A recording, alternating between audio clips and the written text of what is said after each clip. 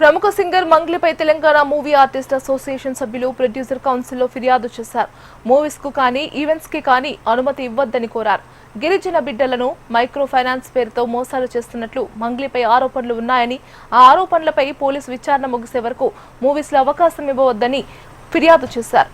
బాధితులకు మంగ్లీ న్యాయం చేయాలని Telangana movie artist association general secretary Sampath Nayak డిమాండ్ చేశారు. ఇవాళ ముఖ్యంగా తెలుగు ఫిలిం ఛాంబర్కు రావడం ఎందుకంటే గత 10 రోజుల నుంచి మంగ్లీ గారి పైన అనేక ఆరోపణలు వస్తున్నాయి. ప్రధానంగా ఒక బంజారా నాయకుల లెక్క కావచ్చు, ఒక తెలంగాణ నాయకుల లెక్క, లేకపోతే ఒక తెలంగాణ ఫిలిం ఛాంబర్ నాయకుల లెక్క మేము ఎందుకు రావడం జరిగిందంటే, మంగ్లీ గారి పైన ఏఫై పంజాగుట్టలో ఏఫై కేసు నమోదైంది. ముఖ్యంగా బాధితుల్లో ఎవరైతే ఉన్నారో బంజారా బిడ్డలే అధికంగా ఉన్నారు. బంజారా బిడ్డలతో పాటు ఎస్సీ, ఎస్టీ, బీసీ, ఓసీలలో కూడా అనేక మంది ఉన్నారు. కాబట్టి ఈ ఆరోపణలన్నీ అవాస్తవాలు, నిజాలు అని నిరూపించుకోవాల్సిన అవసరం మంగ్లీ గారిపై ఉంది.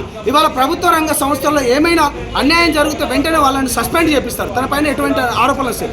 అదేవిధంగా ప్రైవేట్ రంగంలో కూడా ఏమైనా అయితే వాళ్ళని పక్కన పెడతారు. ఇవాళ ముఖ్యంగా తెలుగు ఫిలిం ఛాంబర్కి ఎందుకు రావడం జరిగిందంటే, ప్రొడ్యూసర్స్ వాళ్ళకి ఏమైనా అవకాశాలు ఇవ్వాలంటే కేవలం ప్రొడ్యూసర్స్ కాబట్టి ముఖ్యంగా ఇటువంటి ఆరోపణలు వచ్చినాయి. బాధితుల్లో ఎక్కువ పేద బిడ్డలు, బడుగు బలహీన వర్గాల బిడ్డలు కాబట్టి ఇవన్నీ అబద్ధాలని తేలే వరకు మంగ్లీ గారికి ఎటువంటి అవకాశాలు ఇవ్వద్దు, తాత్కాలికంగా బహిష్కరించాలి.